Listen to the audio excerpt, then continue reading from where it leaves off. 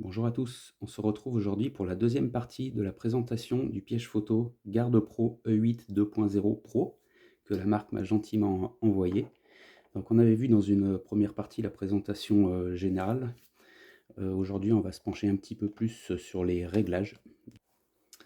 Alors on retrouve le panneau principal avec l'écran LCD, tous les petits boutons pour naviguer dans les menus, la touche pour démarrer la caméra et le petit bouton marche arrêt.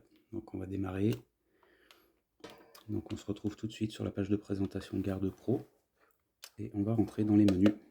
Donc je ne vais pas tout vous montrer en détail. Donc on va retrouver le menu Wi-Fi pour pouvoir communiquer avec la caméra à distance. Donc le Wi-Fi à noter sur cette caméra capte assez loin, c'est-à-dire aux environs de 50 mètres normalement. Donc je ferai le test grandeur nature pour vous dire si effectivement ça fonctionne bien. Donc on va rapidement naviguer dans les menus. Je ne m'arrêterai pas sur tout, il y a certains réglages que vous pourrez voir par vous-même dans le manuel. Je vais vous montrer les principaux. Donc le mode par défaut détection de mouvement, c'est très bien. Photo ou vidéo, donc moi en règle générale je suis toujours réglé sur vidéo, sachant que ce sont des pièges photo qui peuvent prendre des photos, des vidéos ou les deux. Taille de la photo, eh ben, on va rester en 64 millions de pixels pour être au maximum. Là on a les rafales d'images, donc ça c'est pas utile à voir. Taille de la vidéo, on va être en 4K, on reste au maximum aussi. Durée de la vidéo, donc là on peut régler séparément jour et nuit les durées de vidéo. Donc bon là je réglerai plus tard, mais en règle générale je me mets autour de 45 secondes. Son de la vidéo évidemment. Format vidéo par défaut MP4, c'est très bien. Intervalle, ça c'est les intervalles de déclenchement entre deux prises de vue, on va dire. Sensibilité de l'infrarouge, elle est réglée sur moyenne par défaut et c'est très bien. Ça c'est quelque chose que je n'utilise pas. Détecteur de mouvement latéral, donc ça oui. Donc ça on peut l'activer, donc il est activé, c'est bon. Poste de mouvement, on s'en sert pas. Intervalle de temps, on laisse comme c'est. Période de laps de temps, on laisse comme c'est. Fuseau horaire, et ben on se règle du coup sur la France, évidemment.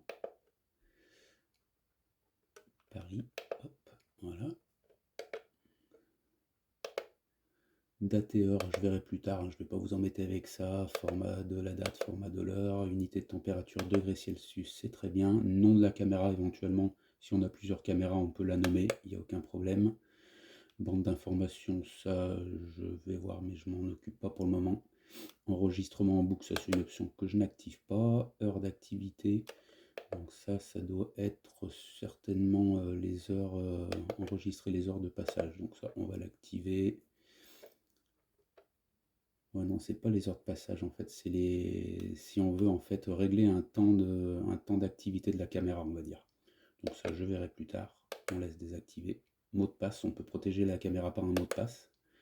La langue, je l'ai mis en français tout à l'heure, comme ça on est sûr. Source d'alimentation, donc ça qu'est-ce que c'est? Voilà, ben on est sur batterie ou éventuellement, comme je vous ai montré dans la première vidéo, sur panneau solaire. Formater la carte, ben, c'est ce que j'ai fait en premier dès que j'ai démarré la caméra, comme ça on est tranquille. Remise à zéro, ça c'est pour, comme son nom l'indique, remettre la caméra à zéro. Paramètres avancés, c'est pas la peine d'aller voir. La version, contactez-nous, voilà. Donc on a fait le tour. Donc ce que je vais faire, je vais déposer maintenant la caméra en forêt pendant plusieurs semaines pour avoir suffisamment d'images à vous montrer.